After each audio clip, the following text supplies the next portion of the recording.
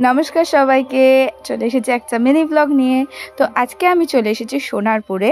আমার একটা কাজ ছিল, আর তার থেকেও একটা বড় কাজ ছিল, আমার একটা বোনের সাথে দেখা করা। এই যে আমার মিষ্টি লম্বা বোনটা, যাকে আমি বলছিলাম নিচু হতে কারণ ও থেকে অনেকটাই লম্বা। তো ও আমাকে নিয়ে গেল এই মোমোর দোকানে। ও বললো যে এই মোমোটা নাকি খুব ভালো খেতে।